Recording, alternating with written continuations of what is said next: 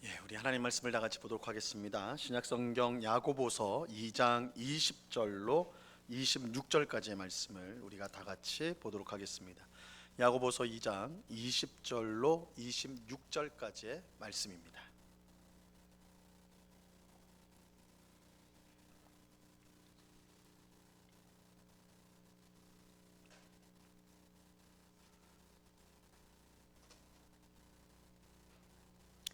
야고보서 2장 20절로 26절까지의 말씀, 우리가 한 목소리로 하나님의 말씀을 다 같이 읽도록 하겠습니다. 같이 읽습니다. 시작. 허탄한 사람아, 행함이 없는 믿음이 헛것인 줄을 알고자 하느냐? 우리 조상 아브라함이 그 아들 이삭을 제단에 바칠 때에 행함으로 의롭다 하심을 받은 것이 아니냐? 내가 보거니와 믿음이 그의 행함과 함께 일하고 행함으로 믿음이 온전하게 되었느니라.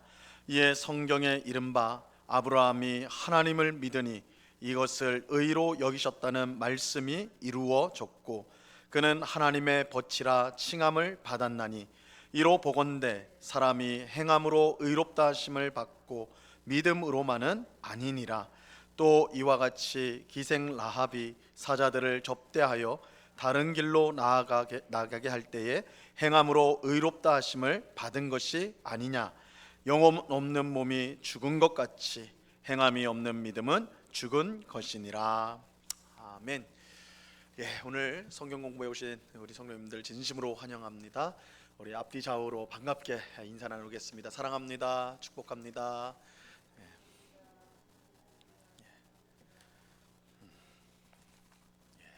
진짜 사랑하죠? 입으로만 한 그런 거 아니죠? 오늘 야고보서 2장 20절로 26절까지의 말씀을 우리가 한 절 한 절씩 같이 공부를 하도록 하겠습니다.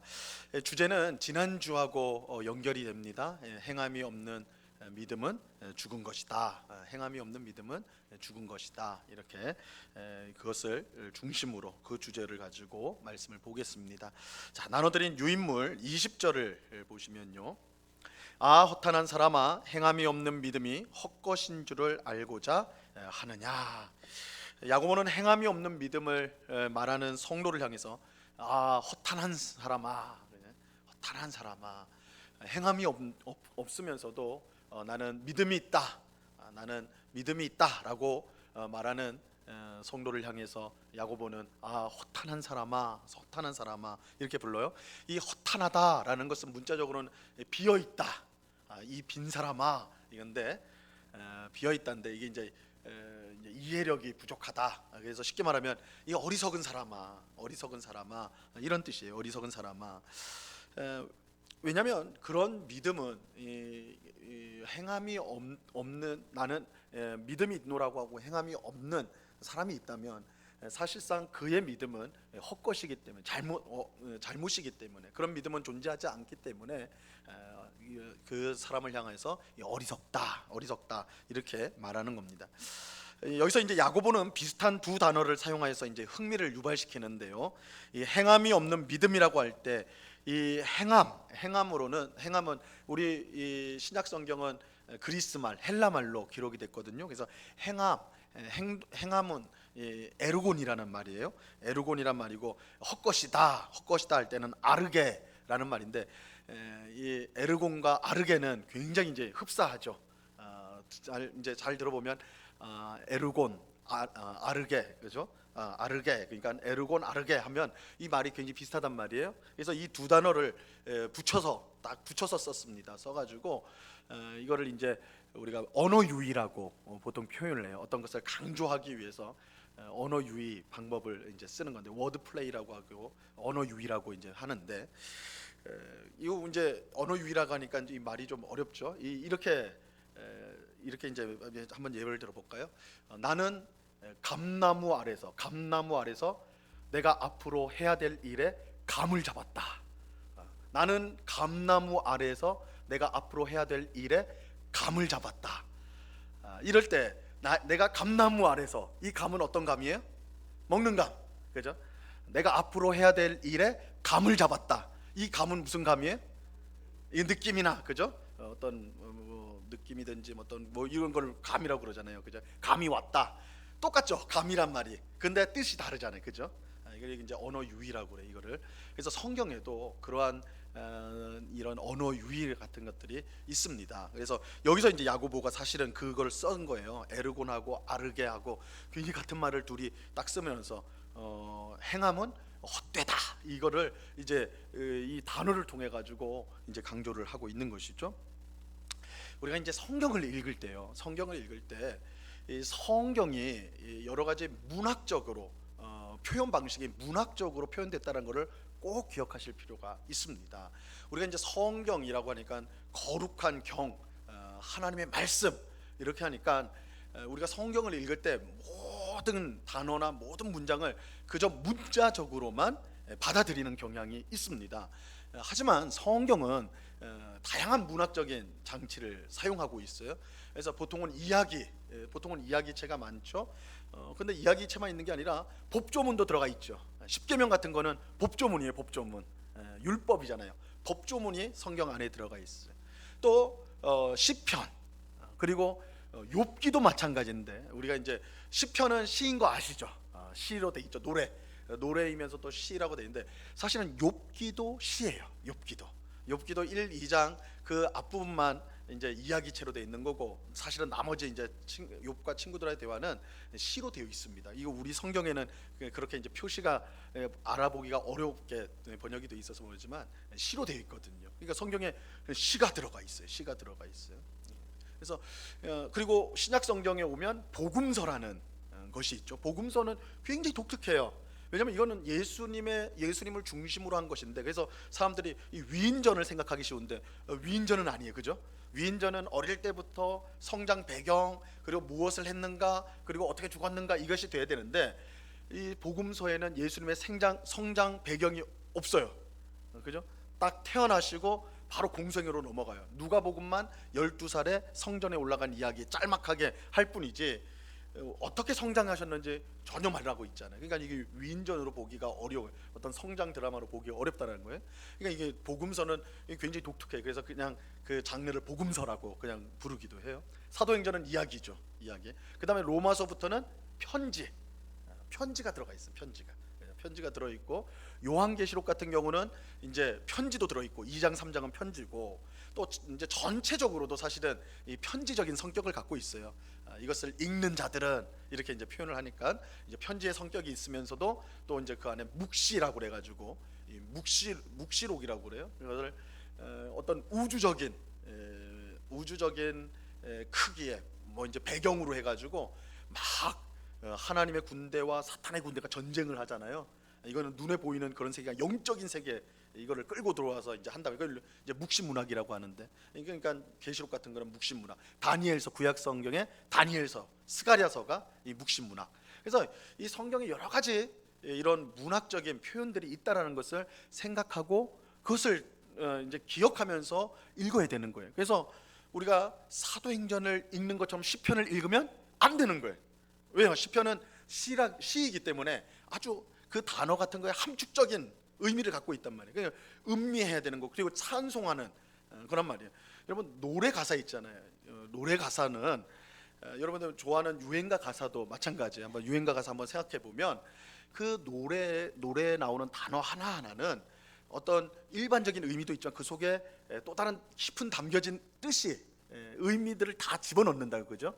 그러니까 이 시라는 것은 단어 하나로 여러 가지 아주 풍성한 의미들을 담고 있는 거예요. 그래서 사도행전을 읽는 식으로 시편을 읽어서는 안 돼요. 또 시편을 읽는 식으로 사도행전을 읽어서도 안 되는 거예요. 그래서 성경에 맞는 그 각각의 형식대로 성경을 볼 수 있어야 된다. 이게 왜 이게 중요하냐면, 보통 이단들이 여기서 착오를 일으켜요. 여기서 그러니까 시로 된 것, 또 어떤 비유로 된 것을 문자적으로 해석을 확 해버리는 거예요. 그러니까 기상천외한 해석이 다 나오는 거죠. 기상천외한. 그러니까 신천지 같은 데는 절대 붙들려 가지 마세요. 근데 신천지를 어떻게 알 수가 있냐면, 거기는 짝비유라고 해가지고 구약에서 어떤 단어, 신약에서 어떤 단어를 가지고 둘을 매치를 시키는 거예요. 둘이. 그래서 이게 짝으로 맞춰가지고 이걸 딱 비유해 준다. 이걸 이만희가 그렇게 했다는 거예요. 그래서 드디어 우리 이만희 선생님께서 성경의 비밀을 다 펼쳤다. 이거를 짝짓기, 짝을 짓는다고 그래요. 두 개를 끌고 와가지고 딱 연결하는데 이거는 비유인지 이거는 이야기인지 이거 상관 안 해요. 단어만 같으면 이걸 무조건 끌고 오는 거예요. 자기 마음대로. 성경을 제대로 성경의 성격을 모르니까 그런 일을 하는 것이죠. 그러니까 우리가 이제 이 성경이 여러 다양한 장르와 뭐 비유라든지 여러 가지 문학적인 이런 표현법들이 들어가 있다는 것을 우리가 생각하면서 성경을 읽어야지 하나님께서 우리에게 전해주고자 하는 그 뜻을 우리가 이제 잘 알 수가 있다라는 것을 말씀드립니다. 그래서 이 야고보가 이렇게 이제 언어 유희를 통해서 이렇게 강조를 하고 있는 내용들이 있다. 이것을 통해서 우리 성경의 그런 특성들을 생각해 볼 수가 있습니다. 자, 21절로 갑니다. 21절 보시면요, 우리 조상 아브라함이 그 아들 이삭을 제단에 바칠 때에 행함과 함께 있어 일하고 행함으로 믿음이 온전하게 되었느니라. 야고보는 이제 구약의 위대한 인물인 아브라함을 통해 행함이 없는 믿음이 헛것이고 행함이 있는 믿음이 얼마나 중요한지를 예를 들어서 증명해 보이고 있습니다. 야고보는 아브라함을 우리 조상 그래서 우리의 아버지다. 근데 이 아버지라고 할 때는 우리 조상 혹은 선조 이 의미가 다 담겨져 있습니다. 그래서 유대인들은 아브라함을 우리 아버지라, 우리 조상이다 이렇게 이제 불렀어요. 이것은 이렇게 이제 아브라함을 우리 아버지다, 우리 조상이다, 선조다라는 것은 유대인 그리스도인에게는 아주 자연스러운 표현이었습니다.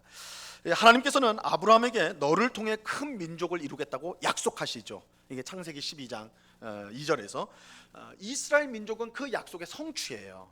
그죠?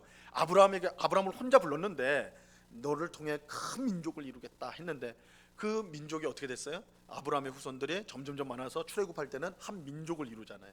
그러니까 이스라엘 백성 자체가 아브라함에게 주신 약속의 성취물이에요. 성취라고 할 수가 있어요. 그래서 그들은 아브라함을 우리 아버지라, 이스라엘의 기원이라고 보는 거죠. 한편 유대인들은 이 아브라함이 하나님 앞에 완전한 사람이었음을 강조하여 왔습니다. 그래서 그 예로 구약 외경인 희년서라는 외경이 있어요. 우리 기독교에는 66권 성경이 있죠. 이거를 우리가 정경이라고 불러요. 이게 정경이란 말은 딱 정해진, 이 외에는 다 아니에요. 딱 이 66권만 딱 하나님의 말씀. 이걸 이제 우리가 정경, 기준이 된다, 표준이 된다, 규범이 된다 해가지고 정경이라고 부르고, 이 정경 밖에 있는 성경 이야기들을 담고 있는 책들이 있어요. 그것들을 우리는 외경이라고 그래요. 밖에 있다고 그래서 외경이라고 그래요. 그래서 구약 성경도 그렇고 신약 성경도 그렇고 외경들이 많이 있습니다, 사실은. 근데 우리가 이제 잘 몰라요. 교회 안에서는 외경에 대해서 이제 말을 거의 이제 가르치지 않으니까, 우리 이제 종교 개혁 시기에 가장 강조했던 것이 오직 성경. 그래가지고 이 66권 성경만이 하나님의 말씀이라는 것을 강조한 것이 이제 종교 개혁 운동의 한 특징이었기 때문에, 사실 교회 안에서는 외경이라든지 또 위경도 있어요. 위경은 뭐냐면 이제 가짜라는 거죠. 그래서 여러분 그 베드로 복음서라고 혹시 들어보셨어요? 베드로 복음서? 목사님 무슨 이상한 소리 하십니까? 베드로 복음서가 있어요? 유다 복음서가 있어요? 얼마 전에 몇 년 전에 그 하버드 신학 교수가, 하버드 대학 대단한 대학 아닙니까? 그 신학 교수가 이 유다 복음서에 대한 논문을 써가지고 세계를 발칵 뒤집히려고 했지만 그분이 발칵 뒤집혀져 버렸어요. 이게 하도 후대에 나온 이제 가짜 위경이다 해가지고 오히려 이제 그분이 이제 사장이 돼버리는 그런 일도 있었는데, 유다 복음서도 있어요. 그러니까 이 나중에 성경이 다 기록되고 100년, 200년 지나는 동안에 사람들이 성경에 유명한 사람의 이름을 가져와 가지고 성경 비슷하게 쓰는 것들이 있었어요. 그걸 이제 위경이다라고 말을 하는데, 이거는 이제 가짜죠. 그런데 그럴듯해요. 그래서 혹시 좀 재미삼아서 말씀드리면, 유다 복음서의 내용이 뭔지 알아요? 유다 복음서는 예수님하고 가룟 유다의 은밀한 대화를 담고 있어요. 근데 그 유다 복음서에 의하면 예수님의 참 제자는 딱 한 명이에요. 그가 누군가? 베드로 아니에요. 야고보도 아니에요. 누구예요? 유다예요. 유다. 가룟 유다. 가룟 유다만이 참 제자인 거예요. 왜냐하면 가룟 유다만이 예수님이 십자가에서 죽어야 구원을 이룬다는 사실을 분명히 알고, 제자들은 다 그걸 막으려고 했는데 가룟 유다는 그 일을 이룬 거예요. 자기가 희생해가지고 예수님 팔아먹었다는 거예요. 그게 가룟 유다 복음서예요. 기가 막히죠. 기가 막히죠. 이게 진짜라면 이거 기독교가 뒤집히는 거예요. 그래서 하버드 교수가 야 이건 대단한 발견이다 막 이러면서 그렇게 했는데, 이제 학자들이, 대부분의 학자들이 이거는 그 성경이 만들어지고 수백 년 후에 누군가가 만들어낸, 그러니까 권위가 없는 그런 것에 불과하다, 이렇게 이제 대부분 이제 신학자들은 무시를 하고 있어요. 하여튼 이런 위경들, 외경들, 이런 것들이 많이 있습니다. 그런데 이 외경은 우리가 성경이 절대 아니기 때문에, 성경이 아니기 때문에 우리가 받아들일 수는 없지만, 하나님 말씀 받아들일 수는 없지만, 그 당시에, 그러니까 굉장히 이것도 오래전 거예요. 고대의 문서기 때문에 우리가 성경을 이해하는데 조금 이제 그 배경을 에서 도움을 받을 수가 있습니다. 그래서 이제 외경 이야기를 좀 할 수 있는데, 구약 성경의 외경인 희년서라는 게 있어요. 희년서 23장 10절에 보면 아브라함에 대해서 뭐라고 썼냐면, 아브라함은 하나님 앞에서 그 행위에 있어 완전했다. 그리고 그의 평생 의로움 가운데 즐거워했다. 그래서 아브라함에 대해서 하나님 앞에서 그 행위가 완전한 사람이었다. 아브라함은 완전한 사람이었다. 이렇게 말을 하고 있어요. 또 외경인 므낫세의 기도라는 책이 있는데, 거기서 아브라함에 대해서 뭐라고 썼냐면, 아브라함은 하나님을 대적하여 죄를 짓지 않았다. 아브라함이 얼마나 대단한 사람입니까? 그죠? 하나님 앞에 완전하고 죄를 짓지 않은 사람이 아브라함이다. 그래서 유대인들은 이 아브라함을 굉장히 높였다는 것을 알 수가 있습니다. 그의 도덕적 완전성을 굉장히 강조를 했어요. 이제 이 페이지에 보세요. 하지만 우리가 갖고 있는 이 정경 창세기에 보면, 아브라함, 우리가 성경을 통해 만나는 아브라함은 이런 유대인들이 생각하는 아브라함과는 분명 차이가 있습니다. 그죠? 분명 차이가 있어요. 아브라함은, 성경에서 보는 아브라함은 약점이 많은 사람입니다. 여러분, 아브라함은 분명 믿음의 조상이죠. 대단한 믿음의 사람입니다. 그러나 약점도 많은 사람이에요. 실수도 많이 했습니다. 먼저 아브라함의 약점 몇 가지만 말해볼까요? 잘못한 거. 아브라함은 원래 갈대아 우르에서 살았잖아요. 그의 아버지가 우상 숭배자였습니다. 이 갈대아 우르는 달 신을 섬기는 중심 지역이었어요. 달, 하늘에 뜨는 달 있잖아요. 달을 숭배하는 핵심 지역이 갈대아 우르 지방이 이 달신을 아주 잘 섬겼습니다. 그의 아버지가 우상 숭배였다는 말은 달신을 숭배했다는 거예요. 그런데 이 고대 시대에 아버지가 달신을 섬겼으면 그 아들은 누굴 섬겼겠어요? 아들은 아버지를 싫어해가지고 해를 섬겼겠습니까? 그런 일은 없어요. 이건 현대 일이에요. 현대 와서는 아빠는 교회 가고 아들은 절에 갈 수도 있어요. 그런 가정이 혹 있을 수 있어요. 아버지는 절에 가는데 자녀들은 교회 오는 그런 가정들 있습니다. 그리고 뭐 그럴 수 있지, 이렇게 이게 문화적이에요. 근데 고대 사회에서는 있을 수 없는 일이에요. 한 가정, 한 가문, 한 가정은 종교가 하나입니다. 아버지의 종교는 곧 가정의 전체 종교예요. 그럴 수밖에 없는 거예요. 그러니까 그렇게 보면 아브라함의 아버지인 데라가 우상 숭배해줬다는 말은 결국 아브라함도 우상 숭배자였다는 거예요. 이건 틀림없어요. 그러니까 하나님의 부르심을 받았다고 할 때 우리가 생각할 때는, 이 아브라함은 하나님도 알 수 없는 그 우상 지역에 있었는데도 참 하나님 보시기에 괜찮게 살았나 보다. 그러니까 하나님이 택했겠지, 이렇게 생각하기 쉽지만 그렇지 않아요. 우상 숭배자였어요. 아브라함은 하나님이 그런 우상 숭배자 아브라함을 강권적으로 부르신 거예요. 은혜죠. 은혜예요. 그러니까 이스라엘 민족 자체가 시작점이 뭐예요? 하나님의 은혜로 시작돼요. 하나님의 우상 숭배자를 부르신 거예요. 우상 숭배자를 하나님의 백성으로 불러주셨는 거예요. 불러주신 거예요. 근데 딱 하나님이 나타나가지고 너는 내가 너희 친척과 고향을 버리고 어디로 가라고 그래요? 가나안 땅으로 가라 그러죠. 가나안 땅으로.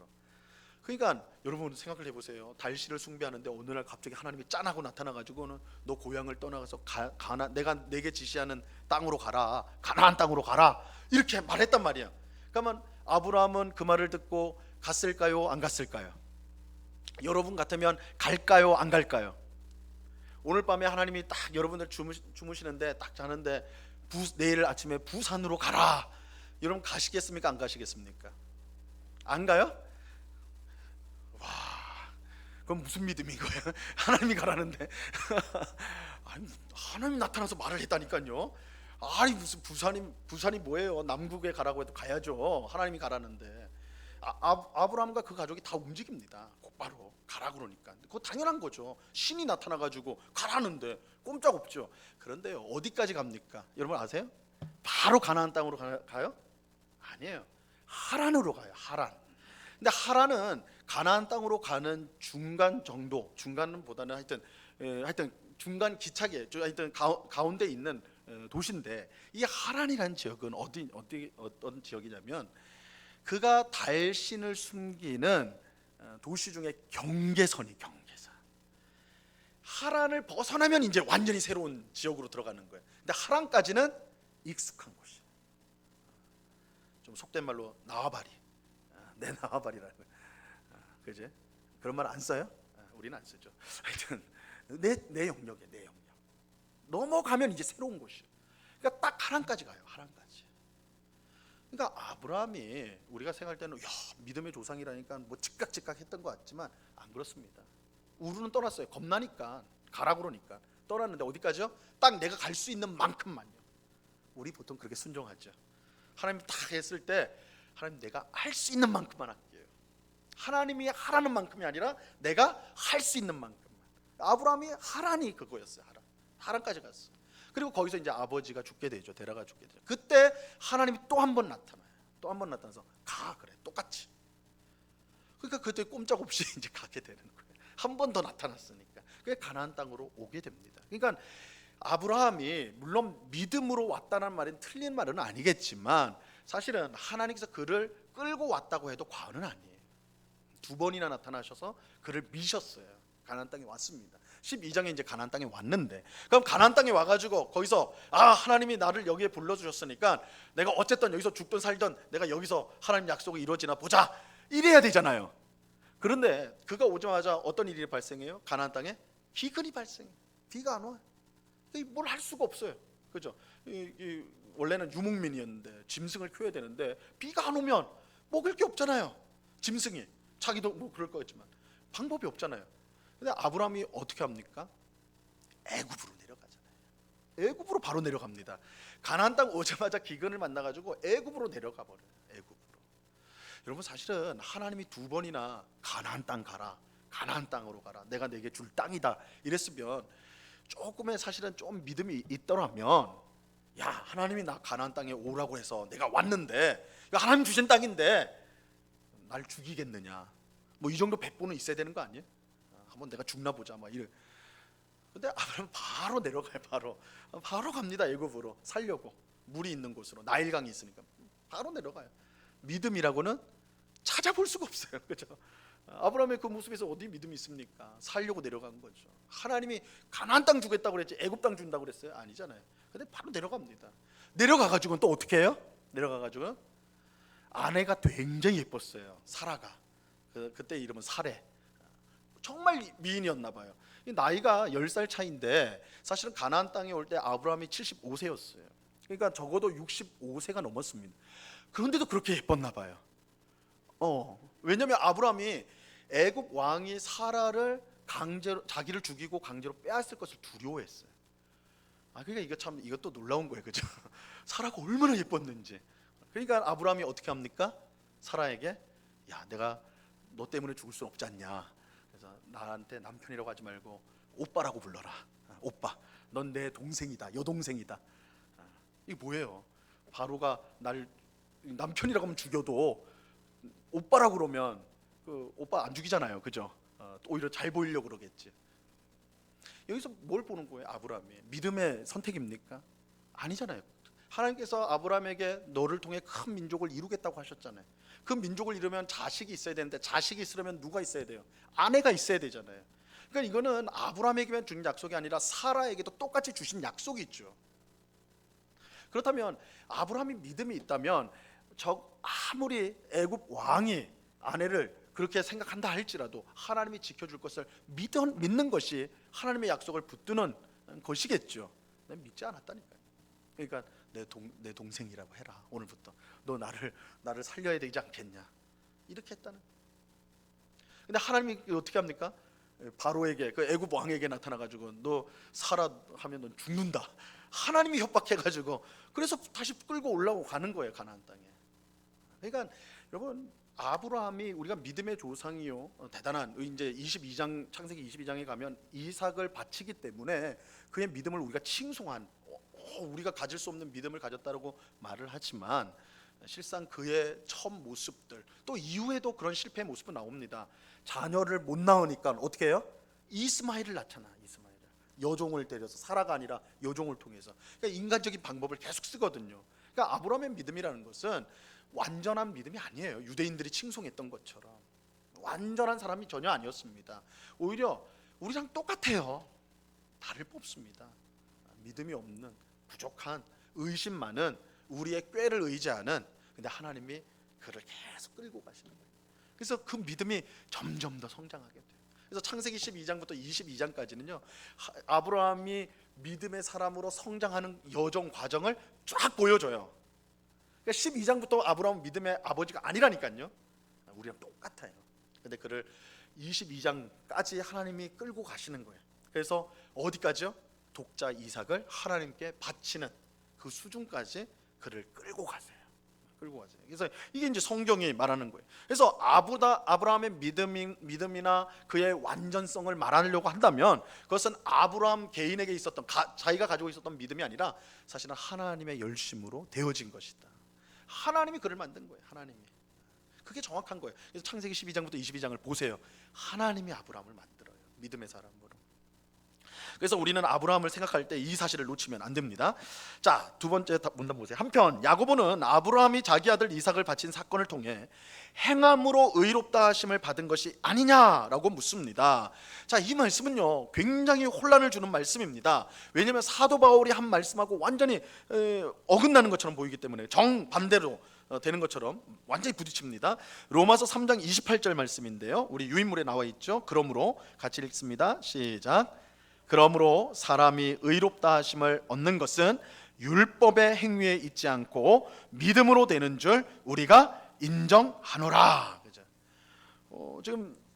지금 야고보는 뭐라고 그래요? 행함으로 믿음이 온전하게 되었다, 이렇게 말을 하잖아요. 행함으로 의롭다 하심을 받은 게 아니냐, 이렇게 할 때 로마서 3장 28절에서는 그러므로 사람이 의롭다 하심을 얻는 것은 율법의 행위에 있지 않고 믿음으로 되는 줄 우리가 안다. 이 야고보와 사도 바울의 말이 충돌을 하고 있어요. 의롭게 되는 것은 오직 믿음으로 된다. 믿음으로 된다. 이걸 이제 우리가 솔라 피데라고 이제 우리 종교 개혁자들이 정리를 했죠. 오직 믿음, 오직 믿음. 그런데 지금 야고보는 아니야, 행함이 있어야 돼. 오직 믿음 아니야, 행함이 있어야 돼, 이렇게 말을 한단 말이에요. 그러니까 이걸 보고 이제 야, 이거 둘이 부딪히는 거 아니냐. 그래서 제가 지난 시간에도 말했죠. 종교개혁자 루터가 이 야고보서를 굉장히 깔봤다고, 낮게 평가를 했어요. 지푸라기 서신이라고. 이 부분이 걸리는 거예요. 사도 바울은 이 로마서를 루터는 굉장히 강조를 했는데, 갈라디아서와 이 야고보서는 그것과 완전히 반대되는 것처럼 말씀을 하고 있기 때문에. 하지만 우리가 이제 지난주에도 이제 봤지만 우리가 반드시 이해해야 될 것은 야고보서에서 믿음과 행위는요, 서로 분리되는 법이 없고 언제나 한 덩어리입니다. 이게 이제 우리가 야고보서를 통해 반드시 기억해야 될 부분이에요. 믿음과 행위는 한 덩어리예요. 한 덩어리. 연결되어 있어요. 그래서 믿음이라는 나무에서 뭐가 나와요? 행위라는 열매가 나오는 거예요. 떨어질 수가 없어요. 떨어질 수가 없어요. 한 덩어리예요. 한 덩어리. 야고보에게 행위 없는 믿음은 아무 유익이 없는 것으로 그 자체로 죽은 것입니다. 그렇다면 행위 없는 믿음은 아예 믿음이라고 할 수가 없는 거예요. 야고보가 볼 때는 행함이 없는 믿음은 아예 믿음이 아니에요. 즉 야고보는 언제나 믿음을 전제한 행함을 말하는 것입니다. 예를 들어 야고보는 우리가 하나님의 말씀으로 구원을 받았다고 말을 하고 있습니다. 그러면서 말씀으로 구원을 받았기 때문에 그 말씀에 순종하는 것이 마땅하다라고 강조합니다. 듣기만 하면 안 되고 순종해야 된다 그랬죠. 그래서 듣는 것은 곧 순종이라고 제가 말씀을 드렸잖아요. 듣는 것이 곧 순종이다. 그러니까 여기서도 말씀과 순종은 한 덩어리예요. 한 덩어리. 떨어질 수가 있는 게 아니에요. 떨어질 수가 없어요. 말씀을 들었다고 하면서 순종하지 않는 것은 말씀을 들은 것이 아닙니다. 이게 이제 야고보가 보는 관점이에요. 이런 점에서 야고보가 행함으로 의롭다 하심을 받는다고 할 때 이 행함은 바울이 말하는 바 율법의 행위와는 전혀 다른 것입니다. 그러니까 이게 이제 뭐라고 할까요? 이제 그 배경 자체가 달라요. 논의 자체가 다른 논의입니다. 사도 바울이 믿음과 행함, 율법의 행위를 대칭점에 놓는 것은 구원을 받는 것에 있어서 믿음으로 되느냐, 아니면 믿음과 함께 행위가 더 플러스가 돼야 되느냐, 이 싸움인 거예요. 사도 바울은 오직 우리는 은혜로 구원을 받기 때문에 행함은 우리가 구원받는데 도움이 될 수가 없다라는 거예요. 구원은 전적으로 하나님의 은혜이기 때문에 오직 믿음으로만 받는 것이기 때문에 행함으로 우리의 구원을 얻는데 도움이 되는 게 아니다. 그 차원을 이제 사도 바울은 말한 것입니다. 반면에 야고보는 구원을 얻기 위해서 행함을 말하는 게 여기서는 아니에요. 믿음을 가진 성도가, 이미 구원을 받은 성도가 그 믿음으로 산다는 것은 반드시 그 믿음에서 나오는 행함이 나타나야 된다라는 거예요. 그래야지 그 믿음이 진짜다라는 것입니다. 그래서 사도 바울 로마서와 갈라디아서의 핵심 행함은 구원을 받는 데 있어서 그것이 도움이 되느냐 안 되느냐의 문제거든요. 바울은 안 된다라고 말하는 거예요. 근데 야고보서는 그 차원의 문제가 아니에요. 이미 구원을 받은 성도가 믿음을 갖고 있다고 그러는데 그 믿음은 반드시 뭐가 있어야 된다고요? 행함이 있어야 됩니다. 왜요? 믿음과 행함은 한 덩어리니까, 떨어질 수가 없는 거니까. 그러니까 이 강조점이 사도 바울하고 이 야고보는 다른 거예요. 그렇기 때문에 둘을 부딪히는 것처럼 말씀만 보면 부딪히는 것으로 보이지만 그렇지 않다라는 것이죠. 그렇지 않다. 자, 밑으로 갑니다. 아브라함이 그 아들 이삭을 바친 사건은 무엇보다 아브라함이 하나님을 믿었기 때문에 가능했던 일입니다. 이를 히브리서 11장 17절로 19절에서는 이렇게 설명을 하고 있습니다. 이 말씀 우리 한번 같이 읽어보죠. 아브라함은 시작. 아브라함은 시험을 받을 때에 믿음으로 이삭을 드렸으니 그는 약속들을 받은 자로 돼 그 외아들을 드렸느니라. 그에게 이미 말씀하시기를 내 자손이라 칭할 자는 이삭으로 말미암았으리라 하셨으니 그가 하나님이 능히 이삭을 죽은 자 가운데서 다시 살리실 줄로 생각한지라. 비유컨대 그를 죽은 자 가운데서 도로 받은 것이니라. 자, 아브라함이 참 믿음을 가졌다는 것은 그의 아들을 바치라는 명령에 온전히 순종함을 통해서 드러나게 된 것입니다. 그래서 이것을 이제 그 다음 장에 보시면 이에 야고보는 행함으로 의롭다함을 얻었다, 이렇게 말을 하는 것이죠. 그래서 이것은 그러니까 이 말 자체는 행함으로 의롭다함을 받았다라는 것은 믿음과 함께 행함이 반드시 있어야지 의롭게 된다, 이 뜻이 아니에요. 그러니까 아브라함이 아들을 이삭을 바침으로써 의롭게 되어졌다는 뜻이 절대 아닙니다. 아브라함은 믿음으로 아들을 드린 거예요. 그래서 그 믿음이 아들을 드렸다는 행위를 통해서 참 믿음이라는 것이 확증이 됐다는 것입니다. 그래서 그가 구원을 받을 수 있었던 건 그 참 믿음이 있었기 때문이라는 거예요. 그가 아브라함이 참 믿음인 걸 어떻게 합니까? 아들을 바치라는 그 명령에 순종하는 행위, 그 믿음에서 나온 행위가 있기 때문에 아브라함이 가진 믿음은 참 믿음이다, 이렇게 말할 수가 있는 것이죠. 자, 22절을 보세요. 22절. 내가 보거니와 믿음이 그의 행함과 함께 일하고 행함으로 믿음이 온전하게 되었느니라. 21절에 설명한 대로 야고보가 말하는 믿음과 행함이 무엇을 뜻하는지를 분명하게 설명해 주고 있습니다. 야고보에게 행함은 믿음과 대립되는 개념이 아닙니다. 꼭 기억하셔야 돼. 믿음과 대립되는 게 아니에요. 믿음이 더 뛰어나야 되냐, 행함이 뛰어야 되느냐, 이 말은 절대 아닙니다. 오히려 행함은 믿음과 함께 일하고 행함으로 믿음이 온전하게 된다. 이 말은 내가 갖고 있는 믿음이 참 믿음인지 어떻게 아느냐? 행함으로써 증명이 됐다는 거예요. 그러니까 야고보는 그 말이에요. 믿음이 있다라고 말을 하는데, 나 예수님 믿어, 나 하나님 믿어, 이렇게 말하는데 믿음의 열매가 아무것도 안 보여요. 삶이 불신자랑 똑같아. 세상 사람들하고 똑같아요. 그런데도 말은 어떻게 해요? 나 하나님 믿어, 나 예수님 믿어. 난 천국을 믿어. 이 믿음은 가짜라는 거예요. 왜냐하면 그 믿음은, 참된 믿음은 반드시 삶의 열매로 드러나기 때문에. 이 야고보가 말하는 핵심은 이거예요. 그래서 이제 그 믿음이 행함과 함께 일하고 행함으로써 믿음이 온전하게 된다. 이 말의 뜻이 그거예요. 그러니까 열매가 탁, 행함이란 열매가 탁 나와야지 그 믿음의 나무가 살아있다라는 것이 증명된다는 거예요. 나무가 있는데요, 한 10년이 됐는데도 열매가 안 나와요. 열매가 안 나. 잎사귀도 안 나와. 똑같아. 막 시들고 막 이래요.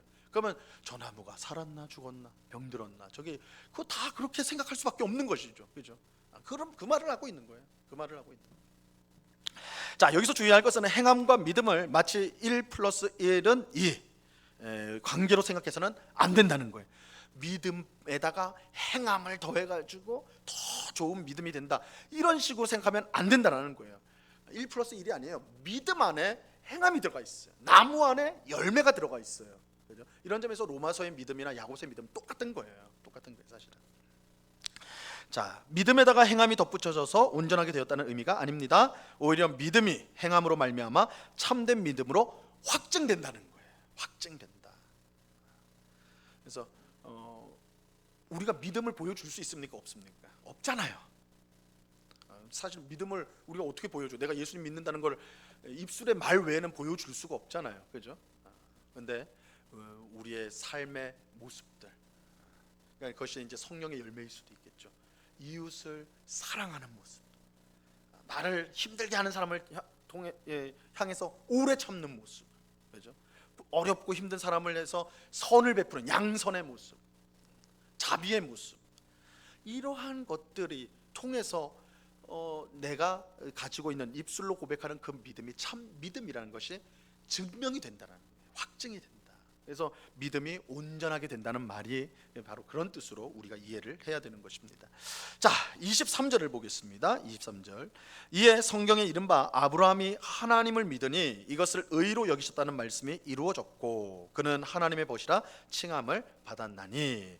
자, 여기서 말하는 성경은 창세기 15장 6절 말씀입니다. 하나님 믿으니 그것을 의로 여겼다. 창세기 15장 6절에 나오는데요, 하나님께서는 아브라함에게 상속자를 줄 것이며 많은 자손을 주겠다고 약속하면서 하늘의 별들을 보게 하셨습니다. 그래서 하늘의 별들을 봐라 하면서 내가 이만큼 너에게 무수한 후손들을 주겠다, 이렇게 약속한 것이죠. 만약에 아브라함이 서울에서 살았다고 한다면 실망했을 거예요. 하늘을 봐라. 하늘을 보면 별 몇 개 있어요? 셀 수 있어요. 아니 저거 별로 보이지 않는데요. 눈이 좀 안 좋으면, 저처럼 안 좋으면 더 거의 안 보이죠. 그죠? 근데 이제 아브라함이 살았던 당시는 거의 지금으로부터 몇 년 전입니까? 한 4,000년, 거의 4,000년 전이죠. 4,000년 넘게 전이니까 하늘에 별들이 빽빽했겠죠. 뭐 그때 얼마나 좋았겠어요, 환경이. 그죠? 하늘에 밝지도 않을 테니까, 깜깜할 테니까 별이 그냥 하늘에 꽉 찼겠죠. 장관이었을 거예요. 하늘의 별들을 봐라, 내가 너에게 이만큼 자손을 주겠다. 근데 아브라함이 그것을 믿었어요. 근데 다시 말씀드리지만 그 믿음도 이미 12장, 13장, 14장에서 아브라함이 실패하면 하나님이 그를 채워주시고 끌어가 주시고 믿음을 주신 그 결과예요. 내가 지금까지 경험해 보니까 야, 하나님 정말 믿을만 하구나. 그래서 하늘의 별들, 그때까지 아브라함은 자식이 없었습니다. 자식이 없었어요. 그럼에도 불구하고 하나님을 믿었어요. 지금까지 자신의 삶을 하나님이 그렇게 인도하셨으니까. 그죠? 자, 여기서 아브라함이 하나님을 믿었다는 것은 아브라함의 신념을 뜻하는 것이 아니라 하나님은 갈대아 우르에서 우상 숭배하던 아브라함을 부르셔서 가나안까지 인도하셨고 여러 사건들을 통해 주신 약속을 이루는 분임을 알리셨어요. 12장, 13장, 14장. 그죠? 아브라함의 믿음은 하나님께서 행하신 일에 대한 반응이에요. 그래서 믿음 자체는요, 이게 선물이에요. 하나님의 선물. 내가 마음을 막 모아가지고 막 의심을 짓눌러가지고 믿음을 가지게 되는 게 아닙니다. 하나님이 나로 하여금 믿게끔 만드세요. 아브라함의 인생이 그랬어요. 가나안 땅 가지 못해서 주저하고 가나안 땅 가서는 또 애굽 땅으로 냉큼 도망가 버리고, 그죠? 계속 아브라함 그런 실패를 하거든요.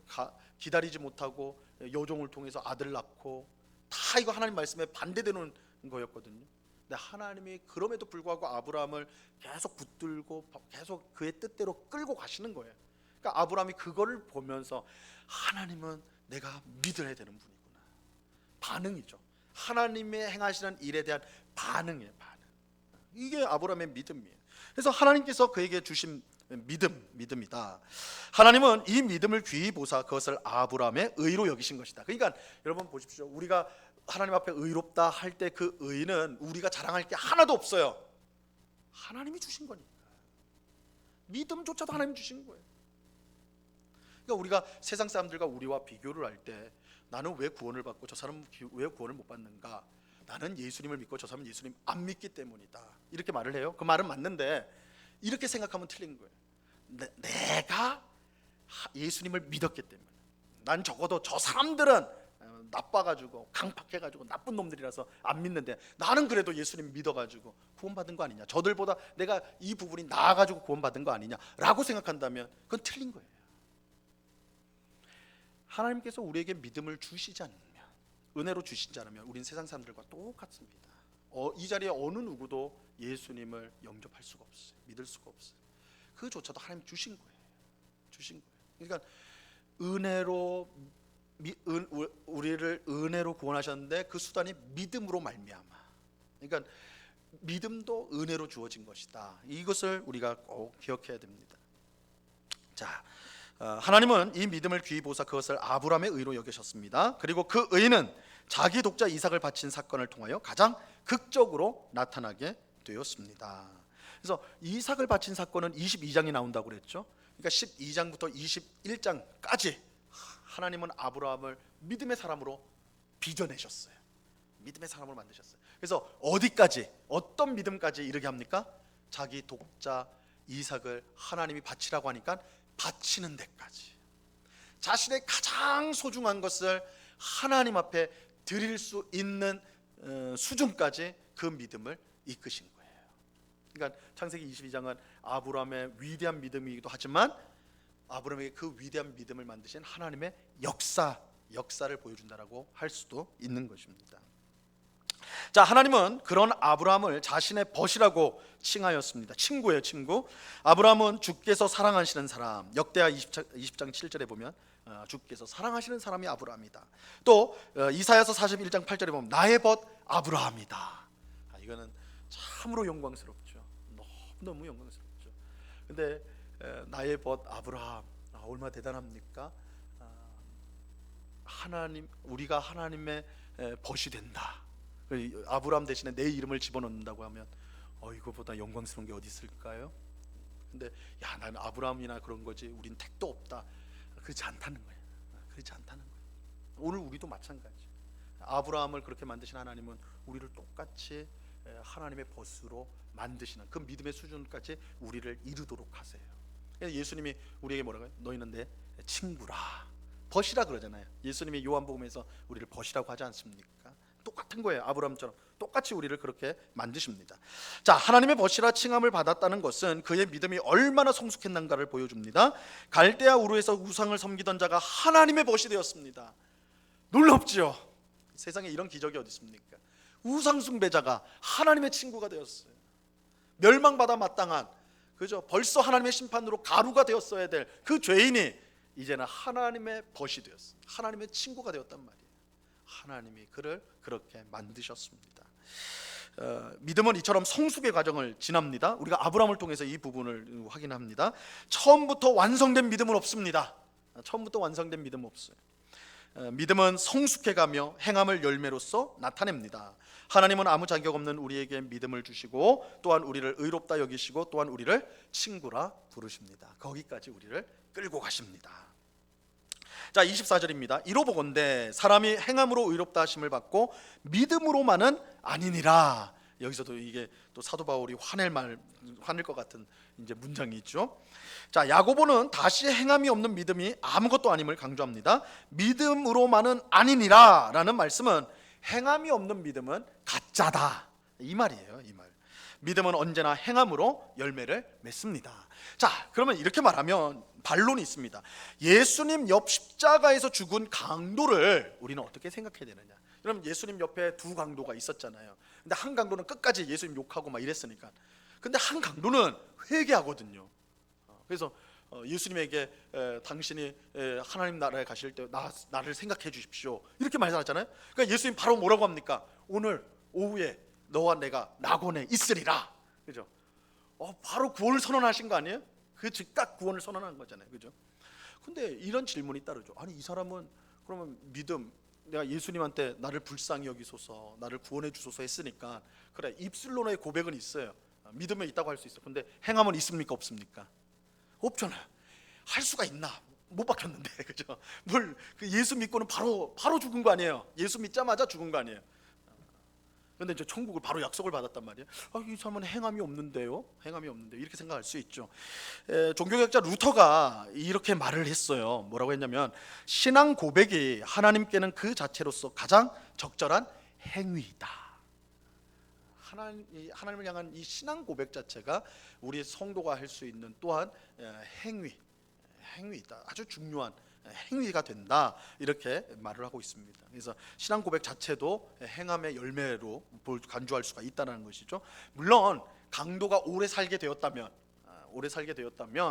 그러면 그가 참 믿음이 있다면 당연히 그 삶 속에 믿음의 행함으로 드러나게 될 것입니다. 그가 참 믿음을 가졌다면. 자, 25절입니다. 또 이와 같이 기생 라합이 사자들을 접대하여 다른 길로 나아가게 할 때에 행함으로 의롭다 하심을 받은 것이 아니냐. 야고보는 아브라함의 예에 더하여서 기생 라합의 예를 듭니다. 라합이 어디에 등장합니까? 이스라엘 백성들이 가나안 땅에 딱 들어가서 제일 첫 번째 했던 전투가 여리고성 전투인데, 바로 이 기생 라합은 여리고성 성벽에 집을 짓고 살았던 기생이었어요. 기생, 몸을 파는 여인, 그죠? 몸을 파는 여인이었거든요. 근데 이 기생 라합이 무슨 일을 했냐면, 이제 이스라엘 백성들이 이제 이 여리고성을 이제 치기 전에 정탐꾼을 보내는데 이 기생 라합이 그 이스라엘의 정탐꾼을 숨겨줘요. 그래서 여리고 왕이 그 정탐꾼들을 찾아서 죽이려고 했는데 기생 라합이 숨겨주죠. 숨겨주면서 뭐라고 했냐면 우리를 기억해달라. 그래서 정탐꾼은 우리가 이제 곧 올 텐데 그때 이제 빨간 수건을 이렇게 해놓으면 너희는 구원을 해주겠다 이렇게 이제 하는 거예요. 그래서 이제 기생 라합과 그 가족이 다 구원을 받게 되는 것이죠. 근데 야고보가 지금 기생 라합의 이야기를 들고 있습니다. 왜 이게 이제 좀 어색해요. 왜냐하면 아브라함은 누가 봐도 믿음의 조상이기 때문에 믿음에 대해서 설명을 할 때, 믿음과 행함을 설명할 때 얼마든지 들 수 있는 좋은 예예요. 하지만 기생 라합은 어색합니다. 왜냐하면 기생 라합은 멸망당해야 할 가나안 족속 중에 한 여인이었고, 더구나 몸을 팔며 살았던 명백히 죄인이었기 때문입니다. 그러니까 성적으로 굉장히 문란한 여성이었어요. 그러니까 그런 사람을 예로 든다. 참 우리가 이해하기가 쉽지 않죠.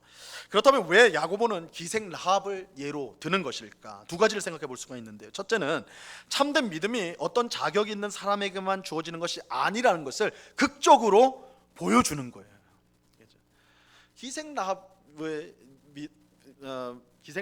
믿음과 행함의 표본으로 딱 보여준다는 것은 이 하나님의 은혜라는 것이, 하나님이 주신 믿음이라는 것이 이 기생 라합까지도, 사람들 사이에서도 사람 취급 못 받는 라합까지도 주어질 정도로 하나님의 놀라운 은혜로 주어진다는 것을 극적으로 보여주는, 그죠? 극적으로 보여주는 것을 뜻하는 것이죠. 믿음은 하나님의 은혜의 선물입니다. 이것은 누구나 가질 수 없는 것임과 동시에 기생 라합 같은 그런 낮고 낮은 인생에게도 주어지는 하나님의 은혜의 선물입니다. 성경이 은혜를 늘 강조하는 것은 믿음을 가졌다는 사실조차 우리에게 자랑이 안 됨을 계속해서 알려주기 위함입니다. 자, 이게 첫 번째고, 아무 자격 없는 자에게도 하나님은 은혜로 믿음을 주신다. 그래서 기생 라합을 좀 예로 든 거예요. 둘째는 기생 라합이 아브라함과 마찬가지로 25절의 시작이 뭐예요? 이와 같이, 그죠? 이와 같이. 그러니까 아브라함과 똑같다는 거예요. 아브라함과 마찬가지로 참된 믿음을 가지고 거기서 나오는 행함을 나타냈기 때문입니다. 기생 라합이 이스라엘 정탐꾼들을 접대하고 선대한 것은 그녀가 가진 믿음 때문이었어요. 이 히브리서 11장 31절에서 믿음으로 기생 라합은 정탐꾼을 평안히 영접하였으므로, 믿음으로 했다. 믿음으로 했다. 그 믿음이 그로 하여금 하나님께서 하시는 일에 순종하도록 이끌었습니다. 이런 점에서 기생 라합은 정탐꾼을 접대하는 행함을 통하여 그의 믿음을 확증하였다라고 할 수가 있는 것이죠. 그래서 아브라함이 독자 이삭을 바침으로 그의 믿음이 참 믿음인 것을 확증했던 것처럼, 기생 라합도 그가 믿음을 가지고 있다는 것을 정탐꾼을 숨겨주는 그 일을 통해, 이스라엘 백성을 숨겨주는 그 일을 통해, 하나님의 역사에 참여하는 그 일을 통해 그가 믿음이 있는 사람이라는 것을 증명했다라는 거예요. 자, 마지막 절입니다. 26절. 영혼 없는 몸이 죽은 것 같이 행함이 없는 믿음은 죽은 것이니라. 인간은 영혼과 몸으로 구성되어 있습니다.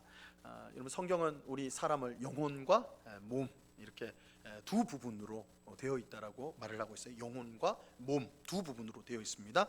영혼만 있는 인간도 참 인간이 아니고 몸만 있는 인간도 참 인간이 아닙니다. 성경에서 기준으로 하자면 우리는 그렇게 생각하기 쉬워요. 이 몸이라는 것은 어쨌든 우리가 이제 죽으면 이제 화장을 하든 땅에 매장을 하든 사라지고 결국 남는 건 영혼 아니냐. 그러니까 영혼이 중요한 거 아니냐. 이거는 사실 고대로부터 그랬어요. 고대로부터 영혼은 소중하고 이 몸은 하찮거나, 심지어는 영혼을 가둬두는 감옥이라고까지 생각을 했습니다. 이제 고대 사람들, 고대 철학자들은 이 영혼을 너무 귀하게 여긴 나머지 몸을, 영혼을 가두는 이제 감옥이라고 부를 정도로 몸을 굉장히 하찮게 여겼습니다. 이게 이제 기독교 안에도 들어와 가지고 금욕주의 같은, 기독교 안에도 금욕주의자들이 있었어요. 이제 초대 교회 시절에도 그래서 광야 같은데 혼자 나가가지고 거기서 혼자서 기도하고 묵상하고 뭐 그건 좋은데 몸을 아주 학대하는 거예요. 학대. 왜냐하면 이게 영혼을 괴롭히는 감옥과 같은 역할을 해서, 그래서 막 나쁜 생각, 나쁜 정욕, 막 이런 것들이 몸을 통해서 되어진다라고 생각을 했기 때문에 영혼이 순결해지려면 이 몸을 괴롭혀야 된다는 거예요. 몸을. 근데 이게 오늘날 우리 기독교 안에서도 이게 잘못 이해해 버리면 몸을 천하게 여기고 영혼을 귀하게 여기는 그런 잘못을 범할 수가 있습니다. 근데 이거 기독교적인 게 아니에요. 이 기독교적인 것은 사람은 몸과 영혼으로 되어 있기 때문에 이 둘 다 똑같이 소중합니다. 이 똑같이 소중하다는 이유가 있어요. 만약에 영혼만 중요하다면 사람이 죽으면 몸은 사라지지 않습니까? 어쨌든 사라지잖아요. 화장을 하든 매장을 하든 사라집니다. 그럼 영혼만 천국에 있는 건데, 그러면 영혼이 그렇게 중요하다면 그렇게 있으면 되는데 마지막 날에 어떤 일이 일어나게 돼요? 부활 사건이 있잖아요. 부활 사건. 이 영혼이 영혼으로만 있지 않습니다. 새로운 몸을 입게 돼요. 부활체를 입게 됩니다. 그래서 우리가 다 예수님이 오시면, 예수님이 우리가 살아있을 때 오시게 되면 우리의 몸이 변화가 됩니다. 부활체로 바로 이제 변화가 돼요. 근데 이제 그 전에 우리가 죽으면, 예수님 오기 전에 죽으면, 그러니까 여러분들 너무 염려할 필요가 없어요. 예수님 오기 전까지 살아야 되는데 그래야지 이 몸이 이렇게 될 텐데, 전혀 그럴 생각할 필요가 없습니다. 우리가 죽더라도, 예수님 오기 전에 우리가 죽더라도, 그래서 우리의 육체가 다 먼지처럼 사라진다 할지라도 우리의 몸이 아예 없어지는 것이 아니라 우리는 새로운 부활체를 입게 될 거예요. 부활체. 그 부활체는 영광의 몸이고 천국에 합당한 몸이에요. 영광스러운, 천국에서 영원히 살기에 합당한 몸을 입게 될 것입니다. 그런데요, 놀랍게도 지옥에 가는 불신자들도 부활합니다. 그러니까 이게 사람이 몸이 반드시 있어야 된다는 게 여기서도 알 수가 있는 것이죠. 지옥에 있는 사람도 부활을 하게 되는데 그 부활체는 지옥에 합당한 수치스러운 몸이에요. 그러니까 다릅니다, 부활체가. 그러니까 이걸 이 정도까지는 표현할 수 있어요. 성경이 그렇게 말하고 있기 때문에. 근데 그 이상은 뭐 어떻게 생겼습니까? 어떤 기능이 있습니까? 이거는 알 수가 없어요. 다만 예수님이 부활체를 입으셨을 때 문이 닫혔는데도 그냥 슉 들어와 버리셨죠. 그러니까 우리가 지금 갖고 있는 몸하고는 다르다라는 것은 어느 정도는 우리가 생각할 수 있지만 정확히 어떤지는 몰라요. 분명한 거는 영광스러운 몸이요, 천국에서 영원히 살기 합당한 몸. 불신자는 지옥에서 영원히 고통받는 수치스러운 몸으로 부활하게 됩니다. 그러니까 부활한다라는, 기독교에서 부활을 말한다라는 것은 이것은 사람이 몸과 영혼이 얼마나 중요한가, 영혼만 중요한 게 아니라 몸도 중요하다는 거예요. 그래서 이걸 이제 우리가 꼭 기억을 해야 됩니다. 그래서 이처럼 인간이라고 할 때 영혼과 몸이 반드시 함께 있어야 하듯이 참된 믿음과 행함은 결코 떨어질 수가 없다. 지금 야고보는 그 예를 들기 위해서 그 말을 하는 거예요. 영혼 없는 몸이 죽은 것 같이, 영혼이 없는 몸은 죽은 거예요. 아무것도 아니에요. 반대도 마찬가지예요. 몸이 없는 영혼도, 물론 이제 지금 임시적으로 우리가 지금 만약에 죽게 되면 우리의 영혼만 하나님 품 안에 있게 됩니다. 당분간은. 언제까지요? 예수님이 오실 때까지. 그때까지는 우리가 영혼만 존재하게 됩니다. 몸은 사라지게 되는 거예요. 몸은 사라지게 되는. 우리 옛날에 불과 몇십 년 전만 해도 대부분 우리 기독교인들이 화장을 꺼려했습니다. 죽을 때 이제 매장을 꼭 해야 된다. 그 중에 하나가 이제 신앙적인 동기가 있어서 그랬어요. 화장을 하면 몸이 다 사라져 버리면, 다 태워져 버리면 어떻게 부활할 때 어떻게 되느냐라는 거예요. 이거 이상한 몸이 화상을 입고 되는 거 아니냐, 막 이렇게 생각을 해서 화장 많이 안 했어요. 기독교인들이 특히 안 하고 매장을 꼭 했는데, 근데 똑같아요. 매장을 해도요 10년 후면 다 없어집니다. 다 없어집니다. 이게 다 그 자연의 작용 때문에. 그러니까 화장이나 매장이나 사실 아무 의미가 없어요. 더 중요한 것은 우리가 죽은 그 몸으로 부활한 게 아닙니다. 부활체로 되기 때문에, 그러니까 아무 그런 걱정할 필요 없이 화장을 하든 매장을 하든 그것과 전혀 상관이 없다. 우리가 천국에서 하는 것은 생각하시고, 우리가 영혼이 임시적으로는 이제 예수님이 오실 때까지는 영혼으로 천국에 거하게 된다. 우리가 먼저 지금 하나님의 품에 안긴 우리 성도님들은 지금 영혼으로서만 있지만, 예수님 다시 오실 때는 다 우리 모두가 부활체를, 동일한 천국에 맞는 부활체를 입고 천국에서 살게 될 것입니다. 자, 그래서 이제 이 영혼 없는 몸이 죽은 것 같다. 것처럼 참된 믿음은 행함과 결코 떨어질 수가 없다. 그렇게 말합니다. 그야말로 행함이 없는 믿음은 죽은 것입니다. 그리고 단번에 주어진 믿음이 점점 더 성숙해 가듯이, 우리가 아브라함을 통해서 확인했죠. 그 믿음으로 말미암는 행함도 점점 더 성숙해집니다. 성경은 그 완성을 그리스도를 닮음이라고 말씀하고 있습니다. 그래서 우리의 행함, 믿음에서 행함이 나온다 할 때 그 행함에 우리가 이루어야 될 완전한 목표는 뭐냐? 예수님이에요. 예수님에까지 이르는 거예요. 그래서 성경은 우리의 성화의 완성 단계를, 최종 목표를 예수님을 닮는 것, 예수님을 본받는 것, 이렇게 설정을 하고 있습니다.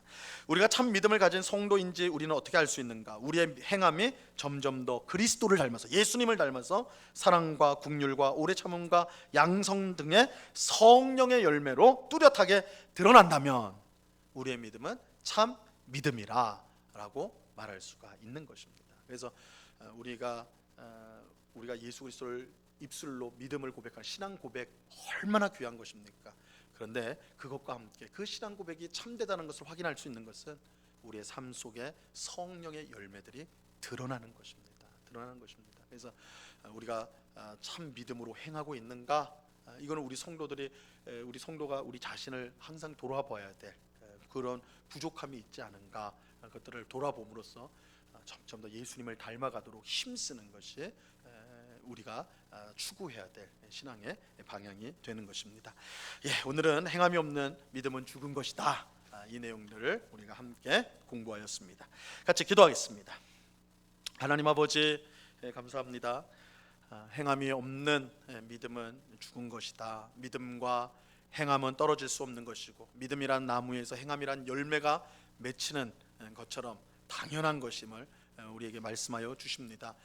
주님, 오늘날 세상 사람들이 우리 기독교인들을 그저 입만 살아있는 사람들, 그저 말로만 다 때우는 사람들, 이렇게 우리를 비난합니다.